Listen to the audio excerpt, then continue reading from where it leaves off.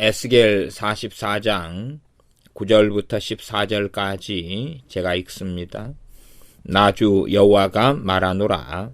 이스라엘 족속 중에 있는 이방인 중에 마음과 몸이 할례를 받지 아니한 이방인은 내 성소에 들어오지 못하리라.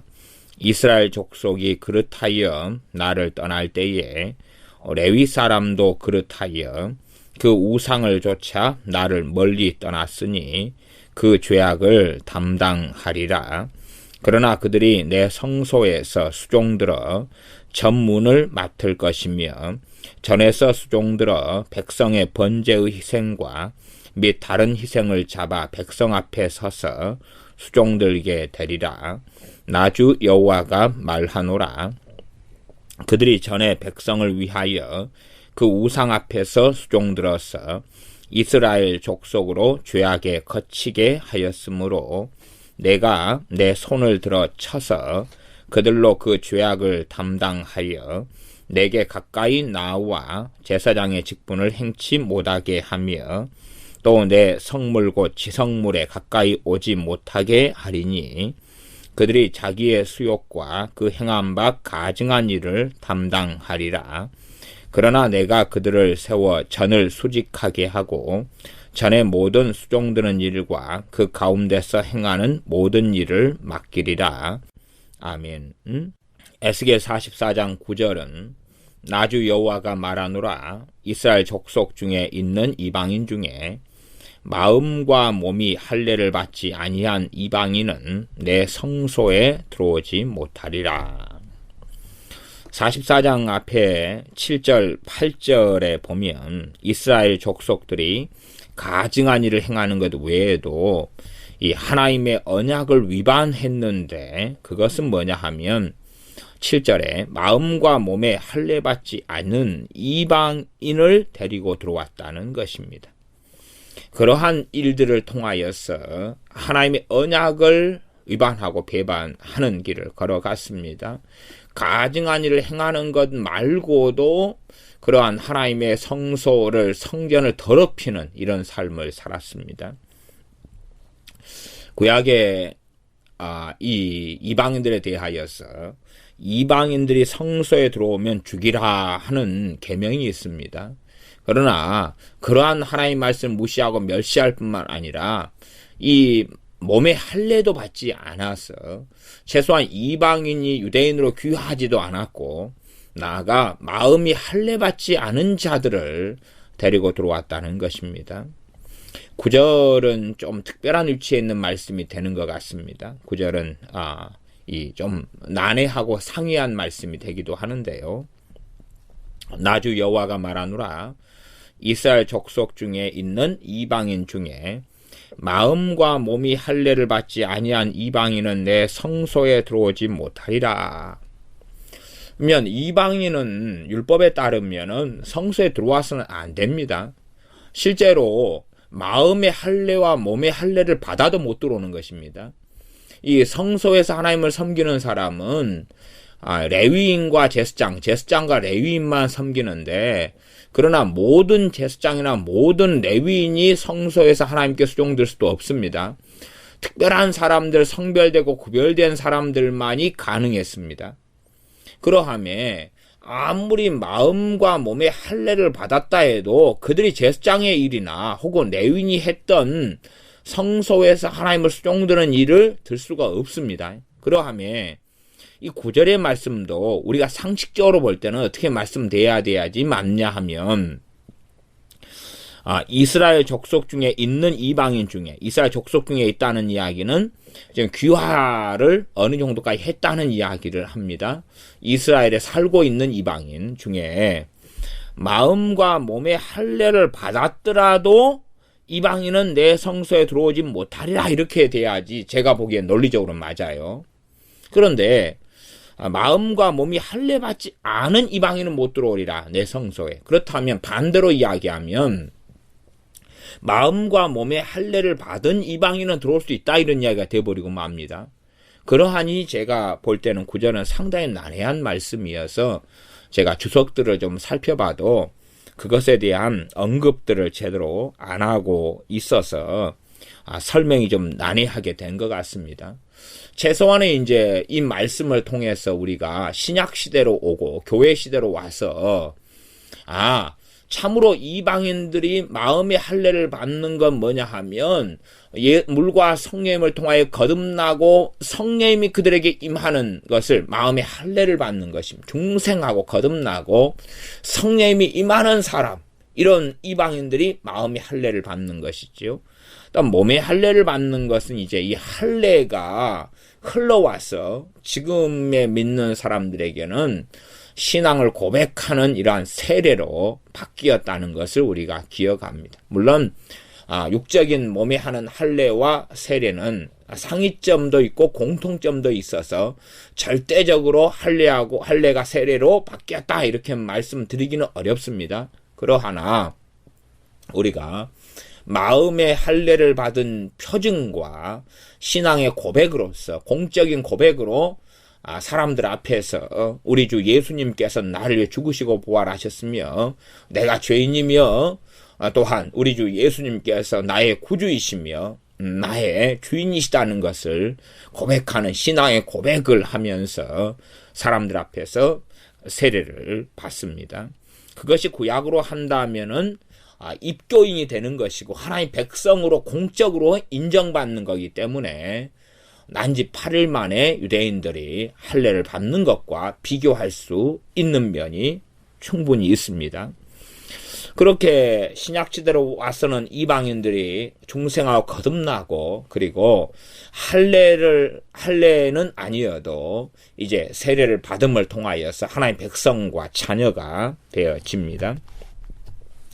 그 사도행전 21장인가 보면은 사도 바울이 3차 전도행 마친 다음에 그 다음에 예루살렘으로 돌아올 때에 유대인들이 사도 바울에 대하여 성전에 있는 사도 바울에 대하여 어떤 것을 가지고 격분하고 분노했냐 그러면 사도 바울이 의도한 것이나 행한 건 아니었는데 어떻게 공격을 했냐 그러면은 이 성전에 사도 바울이 헬라인을 데리고 들어왔다 그런 것으로서 사도 바울을 비난하고 공격하면서 그를 붙잡았습니다. 그러나 성전에 실제로 사도 바울이 헬라인을 데리고 들어오진 않았지요.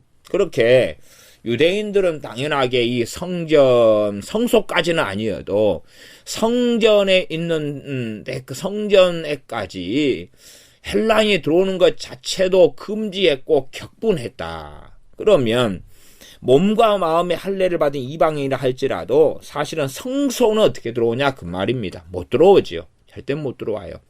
그러나 여기에서 이방인이 몸과 마음의 할례를 받지 못한 이방인은 내 성소에 들어오지 못하리라. 그 말은 반대로 하면 마음과 몸의 할례 받은 이방인에 들어올 수 있다는 이야기가 되어져 버리니 말씀이 난해하다. 그러나 실제로는 나중에 참으로 우리 주 예수 그리스도를 통하여서 이 하나님께 거룩한 성소와 지성소로 나와 영적으로 하나님의 보좌 앞에서 예배할 수 있는 특권을 이방인이 가지는 것을 우리가 알 수가 있습니다. 정말 실제로는 마음과 몸의 할례를 받은 이방인이라 할지라도 이 거룩한 성소에 들어올 수 없는 것이 그것이 이 율법입니다. 그러함에 마음과 몸의 할례를 받지 아니한 자들을 이방인들을 끌고 성소까지 데리고 들어온다면 무슨 일이 벌어지겠습니까? 그러한 자들을 왜 데리고 들어왔을까? 돈을 좀 줄 테니까 우리는 다른 세상의 권력자니까 너희들이 예배하는 이곳을 성소 좀 구경 좀 하자. 이런 것부터 시작해가지고 여러 가지 일 때문에 데리고 들어왔을 것입니다. 10절 이스라엘 족속이 그렇다여 나를 떠날 때에 레위 사람도 그렇다여 그 우상을 좇아 나를 멀리 떠났으니 그 죄악을 담당하리라. 레위 사람들 안에가 제사장의 지파가 있습니다. 제사장 지파는 아론의 후손들로 반차를 이어가는 이들이 제사장 지파지요. 레위 사람들은 하나님을 수종드는 하나님의 것을 성별된 사람들이고 말씀을 맡은 사람들이며 제단을 맡은 사람들, 하나님의 성전의 기물들을 맡은 사람들이며 하나님을 섬기는 모든 일을 맡은 사람들이 레위 사람들이고 그 가운데 중심은 레위 사람들 가운데 제사장들이 중심이 되어집니다. 그런데 이렇게 하나님께 성별되고 구별된 사람들이 제사장들이고 레위지파 사람들일진데 이스라엘 족속이 그릇되이 나를 떠날 때에 레위 사람도 그릇되이 그 우상을 조차 나를 멀리 떠났다. 그러하니 그 죄악을 담당하리라. 누가요? 레위 사람들이요. 레위 사람들이 나를 떠났으니 그 죄악을 담당하리라. 지금 교회로 이야기한다면 그런 입장입니다.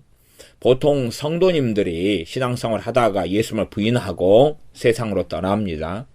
그것하고 목회자들이 설교하고 예배를 인도하고 말씀을 맡은 주의 종들이 세상으로 떠나버립니다. 주님을 부인하고 세상을 떠납니다. 그것이 어떻게 같겠느냐 하는 것입니다. 다르죠. 달라요. 레위 사람들은 하나님의 말씀을 맡은 사람들입니다. 하나님을 섬기는 율법을 맡은 사람들이고 하나님께 드리는 제사를 맡은 사람들이며 성소를 맡은 사람들이 또한 성전을 수직하는 걸 맡은 사람들이며 재물과 관계되는 일을 했던 사람들이에요. 그런데 이렇게 말씀을 누구보다도 잘 아는 하나님을 수종드는 종들의 입장에 자리에 레위 사람들이 있었는데 이스라엘 백성들이 하나님을 떠나는 것은 그렇다 치지만 정말 하나님의 말씀 율법 가운데 살며 하나님을 수종들면서 살아가도록 부르심 받은 이들이 하나님을 떠난다는 것은 더 훨씬 더 심각한 죄악을 이야기하는 것입니다.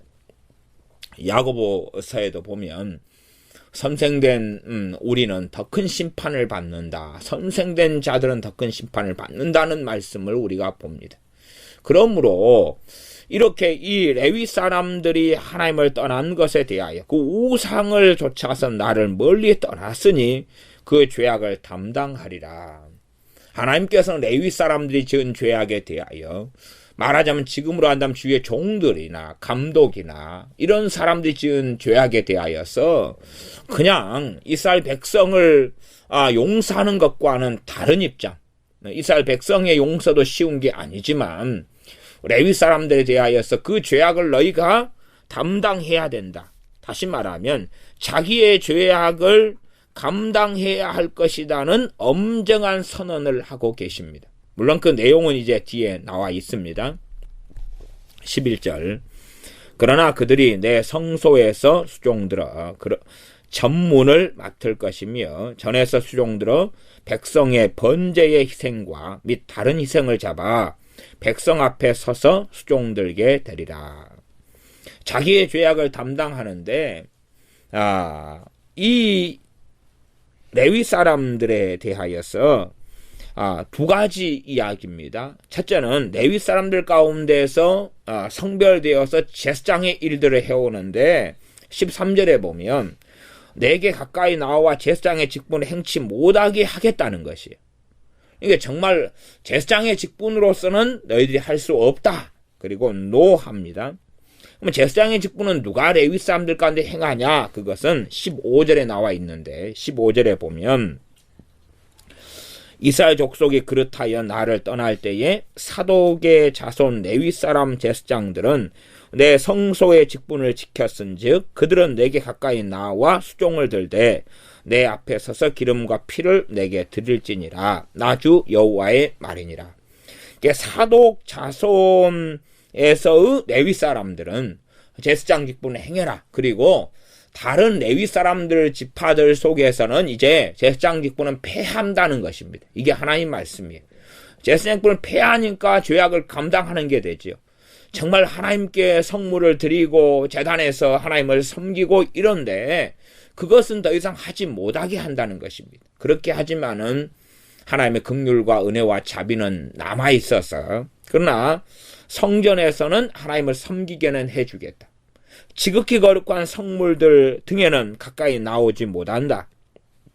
13절을 보면 내게 가까이 나와 제사장의 직분을 행치 못하게 하며 하나님께 가장 가까이 나올 수 있는 사람들, 그런 특권, 그러한 은혜, 그러한 사명을 받은 사람들이 제사장들인데 그렇게 하나님 가까이 나오는 것은 안 된다는 것입니다. 말하자면 성전의 안뜰에서 섬기는 일은 가능하고 바깥뜰에 섬기는 일은 가능한데 그러나 성소까지 들어오고 또한 거룩한 성물들에서 그것을 가지고 하나님께 제사하는 일들은 안 된다. 그것은 너희들의 죄악 때문에 너희들에게 그 일은 다시는 시키지 않겠다라고 말씀하시는 겁니다. 또 내 성물 13절 중간에 내 성물과 지성물에 지극히 거룩한 이러한 성물에 가까이 오지 못하게 하리니 그들이 자기의 수욕과 그 행한 바 가증한 일을 담당하리라. 이 레위 사람들이 자기의 수욕, 수치지요, 수치. 전에 조상 때로부터 감당했던 성물, 지성물에 가까이 나아가서 하나님께 제사하고 섬기는 일이 이제는 가능하지 않게 되고 패하게 되었다는 이야기. 가능하지 않고 패하게 되었어요. 회사에 중요한 연구기관이 있다. 그러면은 어느 높은 직책에 있는 사람이 그렇게 자신에게는 모든 회사의 중요한 시설들이 개방이 됐겠지요. 그러나 회사에서 그 사람이 잘못이 있고 문제가 있고 그 직책이 박탈되어졌을 때는 그가 출입할 수 있는 것도 이제 한계가 있을 것 아닙니까? 혹은 과거에 이 왕정 시대로 이야기한다면은 이 왕족들만 거할 수 있는 공간이 있었잖아요. 왕마 갈 수 있는 공간이 있었고 왕족들이 있을 수 있는 공간이 있었고 그 다음에 높은 관직에 있는 신학가 갈 수 있는 공간이 있었고 일반 백성들이 왕이 있는 침소나 이런 은밀한 곳에 쉽게 다가갈 수 없는 거지요. 다가가면 큰일이 나지 않겠습니까? 그런 것이 있는 것처럼 정말로 하나님께 가장 가까이 나아갈 수 있는 이러한 사람들이 레위지파 사람들이고 레위지파 사람들로서 제사장 일을 감당했던 이런 사람들이 하나님 앞에 패역하고 악하게 우상을 섬기면서 하나님을 떠났기 때문에 하나님께서 그들이 자기의 수욕을, 자기의 수치, 부끄러움을 담당할 것이다. 과거에 하나님께 나아갔던 그 일을 할 수 없게 되는가. 부러워하게 되겠죠. 와, 저 사도 자손의 제사장들이 했던 일이 과거에는 우리 조상 때로부터 우리가 했던 일인데 우리가 이제는 저까지는 섬기지 못하는구나. 또한 그 행한 바 가증한 일을 담당하리라. 이 가증한 일을 그 죄악을 담당하고 이제는 계속하여 살아야 된다는 하나님의 이 판단이고 재판입니다. 다시 이제 11절로 돌아가면 11절과 14절이 같은 말씀인데 11절에 그러나 이제 하나님의 긍휼과 자비는 있어서 이 레위 사람들을 다 쫓아내 버리지는 않는 것이고 그러나 그들이 내 성소에서 수종든다. 그래서 전반적으로 성소에서 수종든다는 이야기보다는 성전이라고 이해해야 좀 더 맞겠습니다. 성소를 수종들기 위해서는 성전 앞들에 있는 일들하고 성전 전반적인 것에서 하나님을 섬겨야 되니까요. 그래서 저는 무슨 문입니까? 성전문을 맡는다. 성전문을 맡는다는 이야기는 성전문에 사람들이 출입하는 것, 지금으로 한다면 경비원 같은 것이죠. 이런 걸 맡아서 사람들이 거룩했는지 성결됐는지 구별됐는지 속된지 그렇지 않은지 등등을 지키고 관리하고 병사가 되어서 성전 병사가 되어서 지키는 것까지도 다 포함되는 일이 되겠습니다. 전에서 수종들어 백성의 번제의 희생과 및 다른 희생을 잡아 백성 앞에 서서 수종들게 되리라. 하나님 앞에 서서 하나님을 수종드는 게 아니라 백성들이 제사 드리는데 도와주면서 번제의 희생과 다른 희생을 잡는 일을 너희가 할 것이다. 그러면 과거의 우리나라의 조선이나 그 위의 시대에도 가장 천한 일 자체가 백정의 일이었습니다. 짐승을 잡아 죽이는 일이 가장 천한 일이었는데 그런 일들을 이제 먹기 위해서 짐승을 잡는 것하고는 하나님께 드리는 제물로서 짐승을 잡는 것은 틀리지요. 당연히 틀립니다. 하지만은 짐승이 동일하다는 것은 공통점입니다. 짐승을 잡는 일은 쉽지 않은 일이죠. 쉽지 않은 일이고 힘든 일입니다. 짐승을 잡고 피를 흘리고 이러한 일들을 이들에게서 그 죄악을 담당하게 되는 일들로서 이들에게 전문적으로 맡기는 것입니다. 어떤 식으로 정확하게 다 맡겼는지 하게 됐는지까지는 이 짧은 구절로서는 다 알 수 없습니다. 하지만 문맥적으로 이렇게 과거에 자기들이 부분적으로 했던 일들이나 혹은 백성들이 해야 될 어떤 일들까지라도 어떤 것이 이들에게 주어져서 이 수욕 가운데에 포함됐는데 백성의 번제의 희생과 다른 희생을 잡아 짐승을 계속 소나 양이나 비둘기나 혹은 숫송아지 이런 것을 잡는 일들을 이들이 계속 해가지고 백성들 앞에 서가지고 그들을 수종 들고 섬기는 자리로 격화되었다는 것을 알 수가 있습니다. 다시 12절로 가면 이들의 구체적인 죄악의 모양상이 레위지파 사람들의 죄악의 모양이 나와 있는데 12절 나 주 여호와가 말하노라 그들이 전에 백성을 위하여 그 우상 앞에서 수종들어서 그러니 이 이스라엘 백성들이 하나님을 섬기면서 우상 숭배로 바뀌었는데 레위 사람들은 최소한은 무엇은 잘합니까? 제사 지내고 이런 것을 잘하니까 백성들이 우상에게 제사 지내는 일을 무당일이죠. 무당일 또한 사수를 행하는 그 일의 자리에 누가 들어가서 하는 것입니까? 이 레위 사람들이 하는 거다 그 말이에요. 참 우습습니다. 사사기에 보면 그런 일이 있습니다. 사사기에 드라빔이 있고 드라빔에 대하여 한 가정의 드라빔에 누가요? 레위 사람이 들어가가지고 제사장 일을 해줍니다. 우상 숭배에 관여돼서 그 일을 해주죠. 그리고 그 드라빔을 누가 탐내냐 그러면 단 지파가 탐내가지고 그 집을 약탈하고 노략하면서 그 드라빔 우상의 제사장 노릇을 하는 그 레위 사람한테 너가 한 집안의 제사장이 되는 게 좋냐? 우리 단지파의 제사장 되는 게 좋냐? 라고 했을 때에 그 사람이 드라빔을 가지고 가서 이제 단지파의 제사장이 되어가지고 했던 것을 이 심각한 이런 어리석은 단지파와 어느 한 집안과 또한 레위 사람으로서 우상 숭배하는 데의 제사장이 되는 사교의 제사장이 되는 그런 것까지 우리가 사사기에서 발견할 수가 있습니다. 그런 것처럼 하나님을 수종들고 하나님께 섬기고 하는 것들을 배워가지고 그렇게 살다가 그러다가 이제 말하자면 돈을 받고 하는 거겠죠. 무당들이 돈 받고 구슬하고 돈 받고 이 제사를 지내고 하는 그것처럼 그런 식으로 하는 거죠. 그래서 아시다시피 이 무당들이나 이 사수라는 사람들도 용하게 하고 이름이 소문이 나면 얼마나 돈을 잘 버냐 그 말입니다. 그런 자리 속에 레위 사람들이 들어가고 말아요. 그러니 이스라엘 곳곳에 유다 곳곳에 산당이 세워지니까 산당마다 누가 필요합니까? 돈 좀 벌고 돈 좀 냄새 맡고 또한 제사 지낼 수 있는 것을 맡는 레위 사람들이 필요하죠. 그리고 전문적으로 그것을 아는 사람들이 필요하죠. 그렇지 않으면 주먹국으로 뭔가를 하기는 어렵기 때문에 그렇습니다. 우리도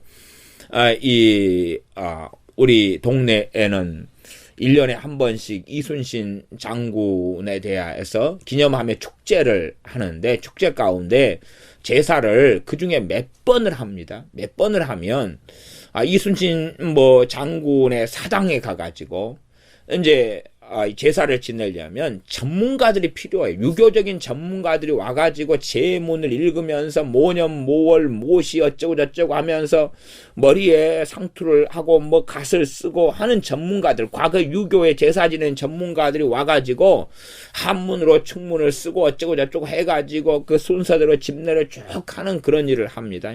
그러하지 자기들이 관청에서나 시에서나 사람들 많이 모아놓고 하는데 주먹국으로 그냥 아무렇게나 하지 않는다 그거지요. 제가 참 우리나라에도 믿는 사람들 가운데 심각한 일 중에 하나는 믿는 사람들이 무덤을 이장을 한다. 무덤 이장하는 게 뭐 대단한 일입니까? 그런데 예수 믿는 사람들조차도 무덤을 이장하는데 사술이 많이 들어가가지고 심지어 어디 점장이한테 가서 무덤 이장하는 날을 봤더라 그 말이에요. 이 정도 되면은 참 얼마나 어리석은지 모릅니다. 나아가서 사람 이름을 짓는데 장명가한테 가고 이사 가는데 날짜를 잡는 일 등 참으로 어리석은 사술적인 일들 속에 들어갑니다. 레위 사람들이 그러한 일들을 해주는 거예요. 해줬어요. 사당들마다 가서 이들이 제사장 노릇 하면서 제물을 바쳐주고 누구에게 우상한테 하나님한테 한 것도 아니고 하나님께 해도 심각한 문제가 됩니다. 왜? 하나님은 하나님이 정해진 규례와 율례 속에서 해야 되는 거지 지금 멋대로 하는 제사를 하나님이 받는 것은 아니기 때문에 그렇습니다. 12절 그들이 전에 백성을 위하여 그 우상 앞에서 수종들어서 이스라엘 족속으로 죄악에 거치게 하였으므로 죄를 막 지으려 그러는데 그 죄를 지을 수 있는 방법을 알지 못하면 이들이 죄를 지으려다가 포기할 것 아닙니까? 제사를 우상한테 드려야 되겠는데 그런데 누가 좀 해줄 사람 없어? 모르요? 그러면은 하려고 하다가도 안 될 것 아닙니까? 그러나 가르쳐주는 거예요. 방법을 가르쳐주는 거고 그러면 내가 해줄게요. 이렇게 이 순서에 따라서 하면 됩니다. 하고 이제 하나님께 드린 제사 하나님께 드렸던 제사의 방법들을 끌고 들어와서 거기에 변질시켜가지고 행하는 것이죠. 그러니 이스라엘 백성들은 훨씬 더 손쉽게 우상 숭배 속에 빠져들어가고 죄를 짓습니다. 내가 내 손을 들어 쳐서 그들로 그 죄악을 담당하여 내게 가까이 나와 제사장의 직분을 행치 못하게 하며 하나님의 손을 들어서 이 사람들을 쳐버렸다는 것입니다. 그래서 죄악을 담당하게 했다. 그러니 하나님께 가까이 나와 제사장의 직분을 행치 못하게 했다. 행치 못하게 하는 결론적인 이야기가 어떤 내용이겠습니까? 제사를 드리고 제사장 직분을 행하려면 성전이 있어야 되겠죠. 성전을 다 무너뜨려 버리면 되겠습니다.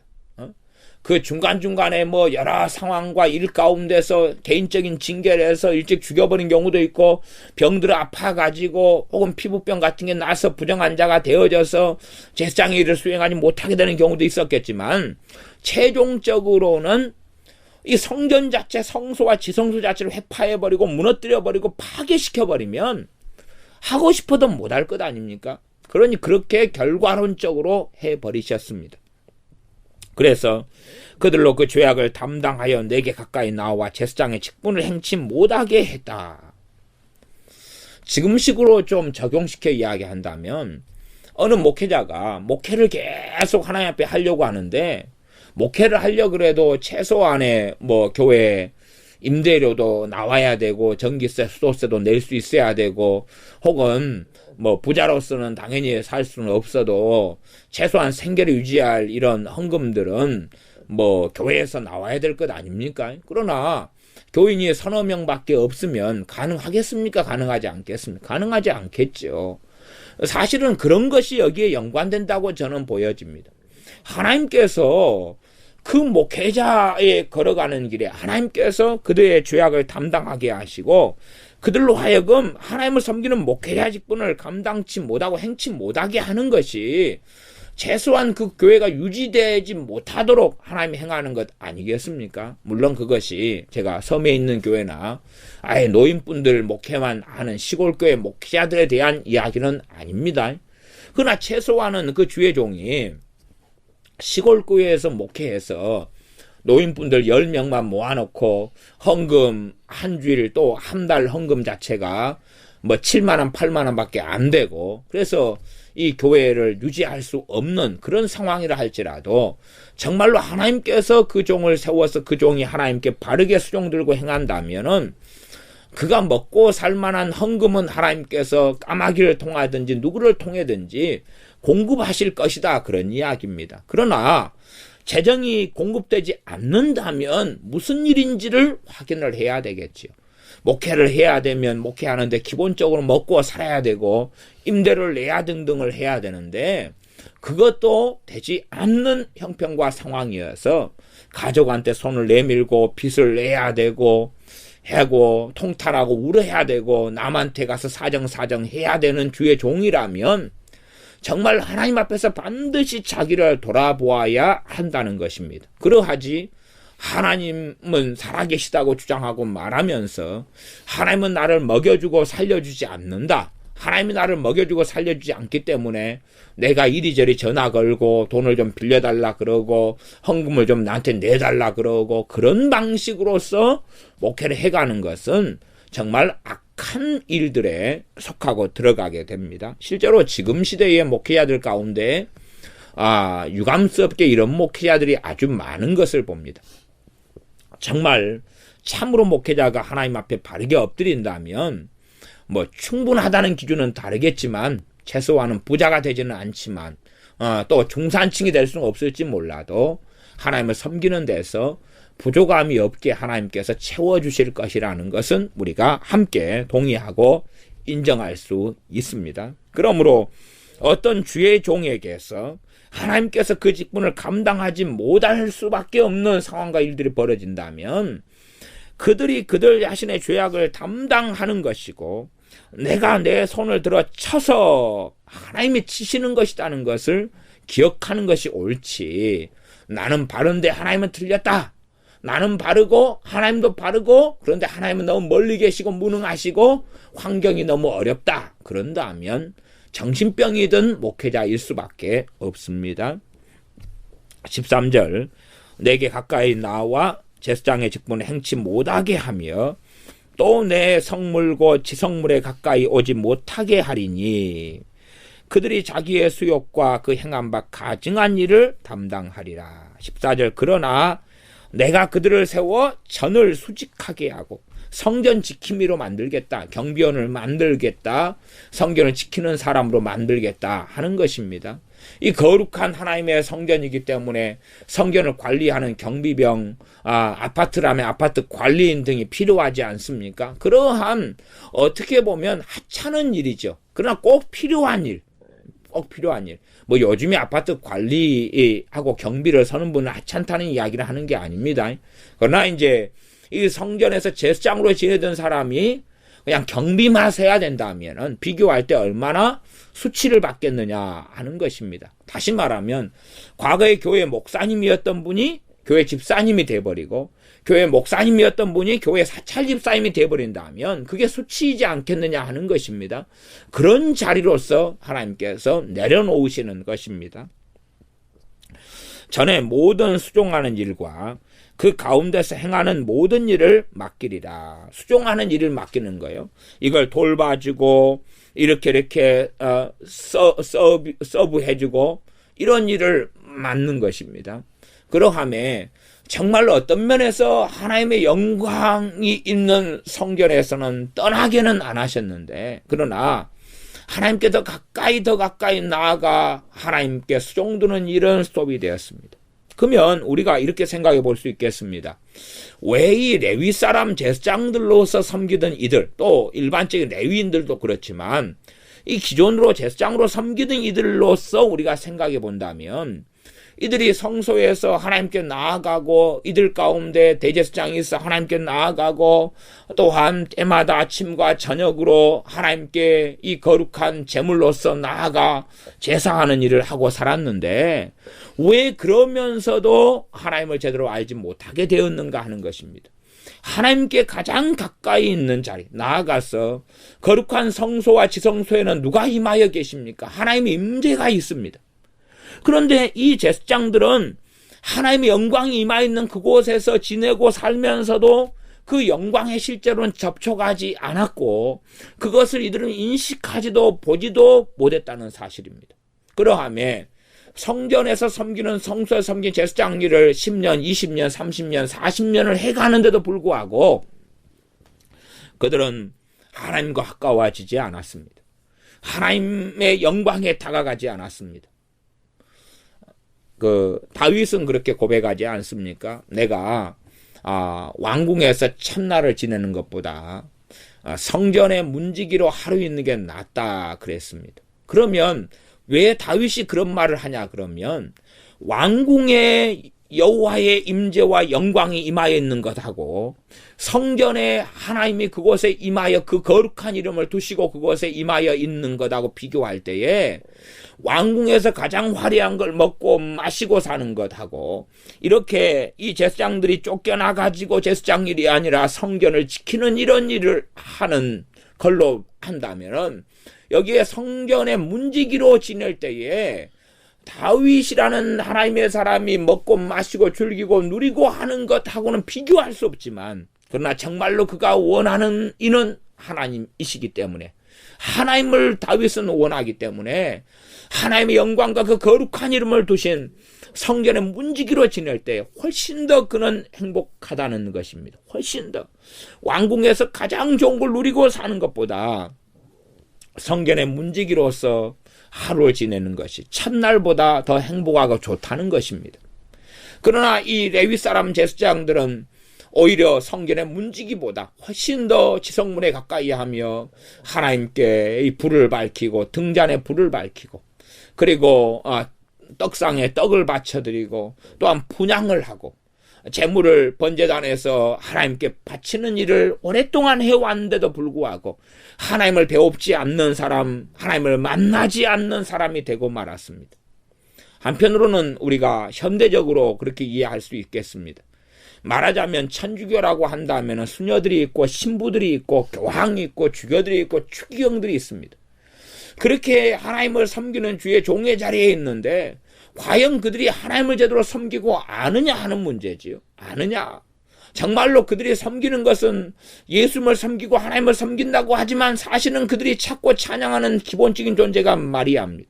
나아가서 이 천주교에 사용하는 이러한 기독교로 한다면 찬송가 같은 거 그런 것을 제가 살펴보면 심지어는 요셉에 대하여 성 요셉이여 우리를 자녀 삼으사 이런 가사들 그리고 베레벨 성인들에 대하여 찬양하는 것들이 거기에 나와 있어요.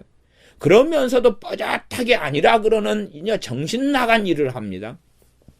이번에 제게 어떤 사람이 제 유튜브 설교 가운데 로마 카톨릭에 대한 설교를 하면서 저를 비난하고 욕하는 글을 달아놓았더라고요. 그러면서 어찌 로마 카톨릭에 대해서 당신이 목사인데 이런 것도 모르냐 그러면서 옹호하면서 저를 공격하는 댓글을 달아놓았어요. 어제 달렸던 내가 지웠는데요.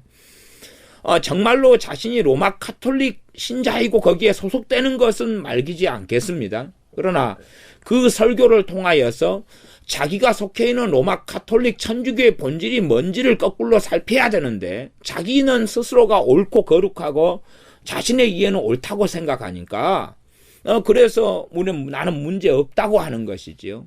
전에 어떤 제 설교를 자주 듣던 분이 이 천주교 사람이 있었는데 저한테 그렇게 메일을 보냈어요. 목사님 설교를 듣고 내가 은혜를 받고 도움을 받는데 그러나 목사님이 우리 마리아님에 대하여 그렇게 말하는 것은 참 듣기가 불쾌합니다. 그러니 당신께서 설교하실 때에 우리 천주교에 대해서 이렇게 안 좋은 말을 하지 마십시오. 정말로 마리아님은 살아계셔서 나는 마리아님께 기도하고 마리아님이 내게 계시를 주셔서 애언을 주실 때에 그것이 성취되는 것을 나는 경험하고 삽니다. 그러니 우리 성모 마리아님은 살아계십니다. 이런 메일을 보냈단 말이에요. 그래서 제가 메일을 답장을 했습니다. 당신께서는 내 설교를 들으실 필요가 없습니다. 나하고 당신하고는 전혀 관계가 없습니다. 그러하니 당신께서 내 설교를 듣고 받아들일 필요도 없고 난 당신과 무관한 사람이고 아는 사람도 아닙니다. 또한 마리아는 정말로 예수님을 사랑했던 사람, 하나님을 잘 섬겼던 사람으로 천국에 그는 있습니다. 마리아는 있습니다. 그러나 정말로 이 마리아가 로마 카톨릭 천주교가 하는 자신에 대한 숭배를 볼 때는 정말 피눈물을 흘릴 수밖에 없을 거라고. 그는 일개 사람으로서 하나님께 쓰임받은 사람에 불과했다고 제가 답장을 보내고 관계를 끊었습니다. 끊임없이 이 말씀을 맡은 자의 자리에 서가지고 초대교회 이후로서 교회가 변질되어져 갔던 앞장선 사람들이 누구였냐 그러면 감독들과 주교들이었습니다. 특별히 이 로마 교회가 로마의 로마가 기독교 국가가 된 다음에 권력을 가지게 되고 재산을 가지게 되면서 재산과 권력을 가지면서 이제 교리적으로 타락해 들어가고 말씀을 떠나기 시작하면서 잘못된 마리아의 교리 등등 를 끌고 들어오기 시작했습니다. 그러면서 권력을 가진 감독과 주교들이 로마의 주교와 감독이었기 때문에 그걸 중심으로 해가지고 교회를 재편하고 신앙과 교리 잘못된 것들을 만들어가기 시작했다는 것을 우리가 교회사를 통해 압니다. 그러면서 말씀을 맡은 자들이 정말로 오히려 그 자리에서 하나님 말씀을 왜곡하고 변절시키면서 잘못된 것을 가서 심각한 비극 속에 가면서 심지어 그렇게까지 했습니다. 정말 성경은 라틴어로만 읽어야 되고 그 다음에 평신도들은 절대 성경을 읽을 수 없다. 성경을 읽을 수도 없고 성경 해석할 수 있는 권한도 없다. 그러면서 신부들, 주교들, 수녀들이 자기들만의 말씀으로 만들어내면서 하나님 말씀과 전혀 관계없는 이상한 것들을 가리키면서 우리 한국교회는 그렇게까지 들어왔지 않습니까? 전에 1800년도 후반에 중반 후반에 천주교가 들어왔을 때는 그때의 사람들은 그래도 조금 제가 나았다고 봅니다. 왜냐하면 제사 지내는 것이 우상숭배라고 명백하게 천주교인들 선교사들이 가르쳤기 때문에 그들은 제사 드리는 것과 격렬하게 충돌해서 죽임을 당하고 그렇게 했습니다. 왜? 유교 사상 속에 심각하게 있던 때가 조선시대고 무서운 시대였기 때문에 우리라고 해도 우리 대한민국 시대에도요 한 20, 30년 전만 해도 제사나 유교가 얼마나 강렬했는지 모릅니다. 그러하면 1800년도에는 오죽했겠습니까? 그런데 이제 지금은 참 더 과거에 1800년도 천주교 신부들 가운데 선교사로 왔던 사람들하고는 한국의 천주교가 너무 입장이 달라진 것 같아요. 그래서 지금 한국의 천주교는 제사 지내는 것이 우상숭배가 아니라고 그러고 그 다음에 심지어는 천주교 성당들이 가을이나 추석 같은 때가 되면 대신해서 함께 그냥 제사를 지내주지 않습니까? 그건 모릅니까? 그거? 아니, 천주교 자기들은 다 알 것 아닙니까? 저도 그걸 아는데 지그들이 왜 모릅니까? 다 압니다. 다 알아요. 개신교 신자들은 정말로 천주교가 그런 짓을 하느냐? 그러지만 다 알 건 다 압니다. 다 알 건 다 알아요. 제가 간혹가다가 과거에 제가 커피 마시던 이런 공원이 하나 있는데 그것은 천주교 성당 앞들입니다. 천주교 성당 앞들. 그 앞들에는 마리아 상이 세워져 있습니다. 제가 그 앞들에 천주교 안에 들어가서 앞들에서 자판기에서 커피를 300원짜리, 200원짜리 뽑아가지고 마시면서 앞들에 제가 앉아 있습니다. 제가 앉아서 천주교 성당 그 뜰이 공원처럼 조성이 잘 돼 있어요. 또 분위기도 평화롭고요. 그래서 제가 간혹 커피를 거기서 마셔왔단 말이에요. 제가 앉아서 그들이 하는 행동을 보지요. 보면 뭐 합니까? 끊임없이 사람들이 한 번씩 들어오면은 그 마리아상 동상 앞에서 절을 합니다. 인사를 꼭 숙이고 기도를 하고 그 다음에 성당으로 들어갑니다. 그러면 그게 뭡니까? 정말로 그 마리아상이 정말 마리아냐 그 말이에요. 정말 마리아여도 문제지만 그러면 그 마리아상이 곳곳에 있는데 그게 우상 아닙니까? 거기에 절하는 것이 우상 숭배가 아니라고 주장하는 거예요.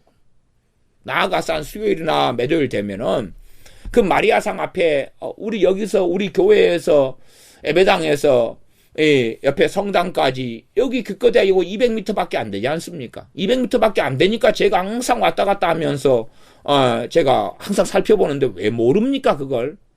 200m 길거리야 많으면 250m 될까요?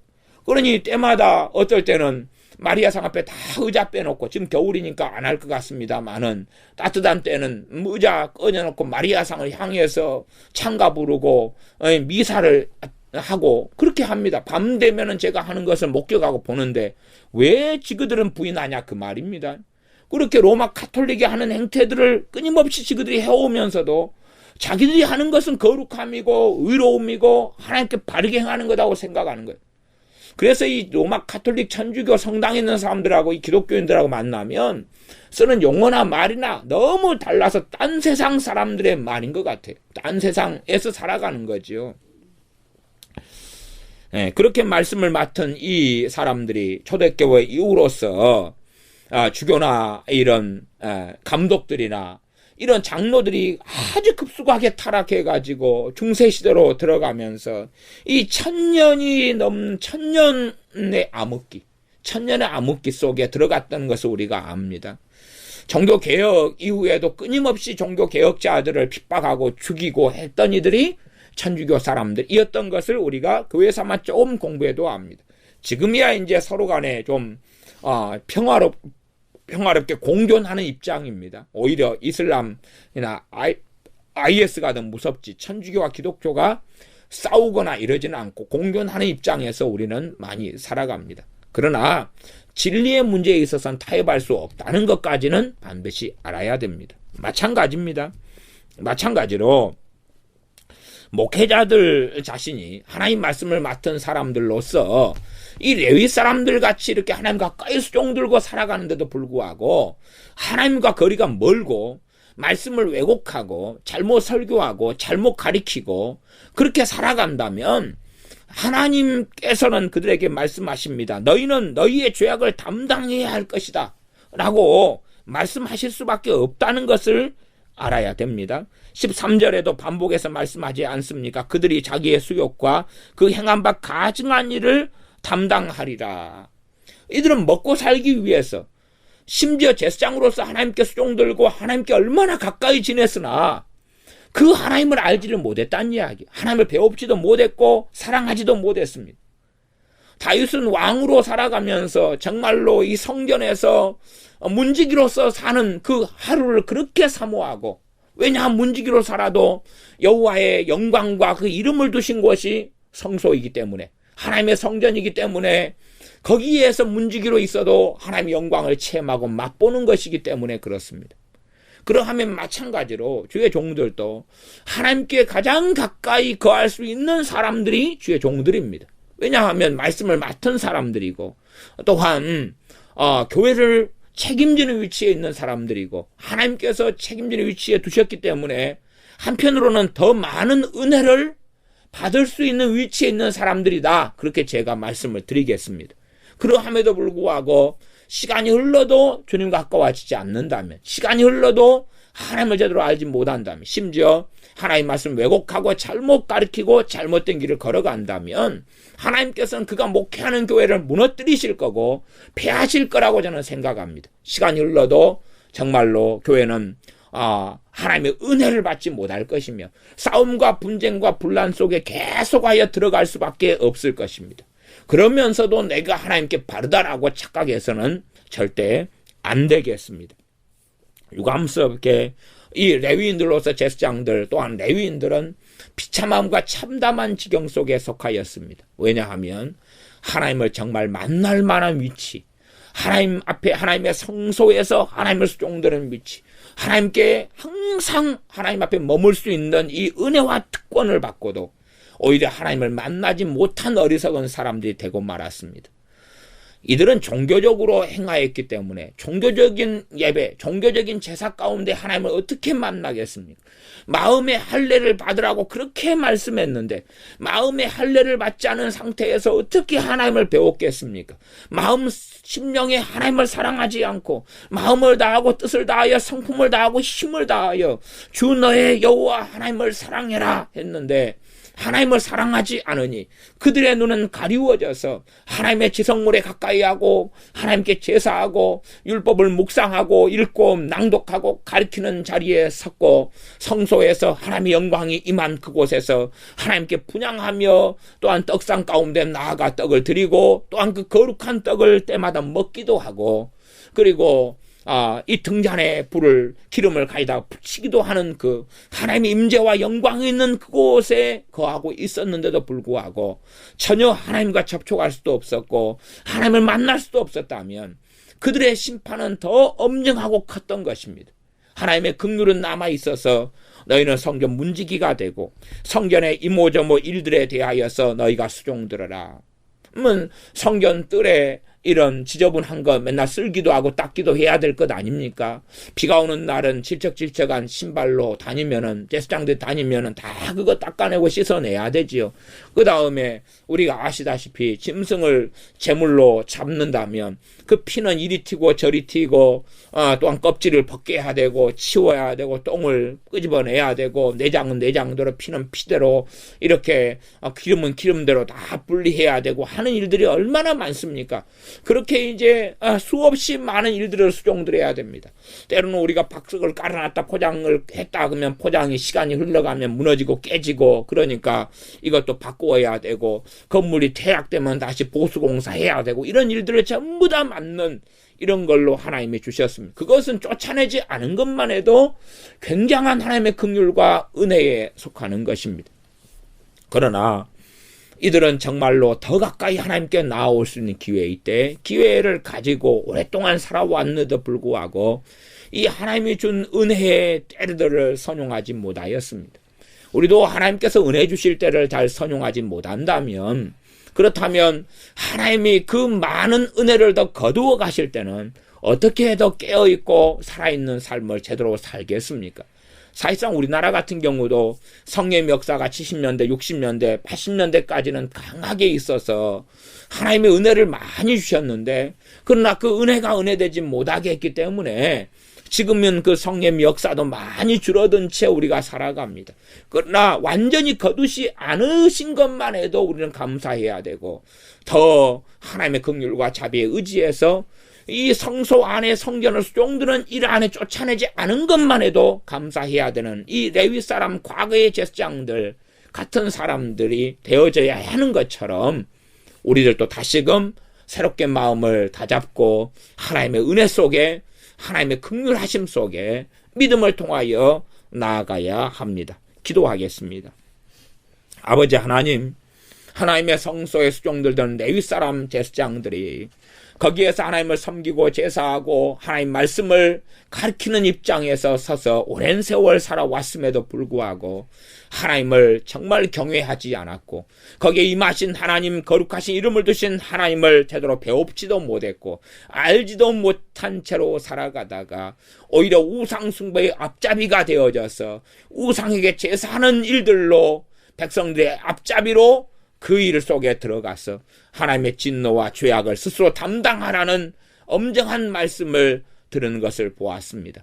그러므로 우리가 정말로 우리를 왕같은 제사장으로 부르셔서 하나님을 섬기고 예배하게 하시고 기도하게 하시며 하나님을 경외하게 하셨을진데, 우리가 이제는 신약시대를 살아가며 믿는 자들에게 거룩한 성령을 우리에게 주셔서 제사장으로서 하나님께 제사하는 자가 되게 하셨을진데, 이렇게 우리에게 은혜로 주신 때들을 우리가 선용하지 못한다면 어떤 자리에 서게 되겠습니까? 그리하오니 우리를 제사장으로 부르시며 그의 영인 성령님을 부어주셔서 제사장으로 하나님을 가까이에서 믿음을 통하여 우리 주 예수 그리스도를 통하여 섬기게 하셨은즉 하나님의 임재 속에 들어가며 하나님의 말씀을 통하여 더 거룩해지며 하나님을 더 알아가며 하나님을 더 사랑해가며 하나님을 더 경외해가며 하나님에 대한 감사와 찬양과 예배가 우리의 심령과 삶에 가득한 믿음의 여정, 그런 여정을 걷게 하여 주시옵소서.